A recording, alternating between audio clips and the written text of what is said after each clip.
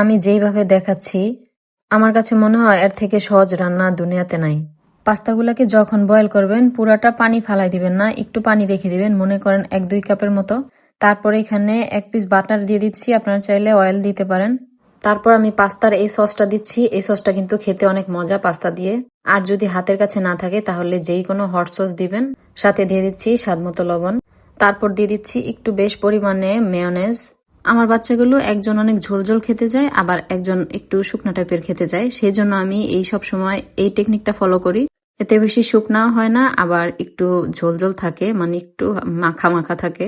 তারপর যেটা দিলাম সেটা হচ্ছে গোলমরিচের গুঁড়া। তারপর দিয়ে দিলাম চিকেন সিজনিং। এটা না থাকলে নুডলসের মশলা দিতে পারেন, আর গোলমরিচের পরিবর্তে গুঁড়ামরিচ দিতে পারেন। তারপর দিয়ে দিলাম বাজিল। বাজিল না থাকলে অরিগানোটা দিবেন, অরিগানোটা বেশি মজা লাগে পাস্তার মধ্যে খেতে। যদি কোনো লিফ না থাকে তাহলে ধনেপাতা দিবেন, সেটাও কিন্তু মজা লাগে খেতে। তারপর দিয়ে দিলাম চিজ। চিজ না থাকলে সেটাও কোনো সমস্যা নাই। দেখলেন তো, কোনো এক্সট্রা পাতিলেরও প্রয়োজন হয় নাই, আবার ছাকারও প্রয়োজন হয় নাই।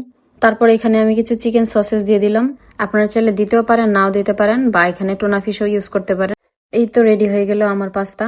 আজকে এই পর্যন্তই। ভালো লাগলে আমাকে ফলো করবেন। আল্লাহ হাফেজ, আসসালামু আলাইকুম।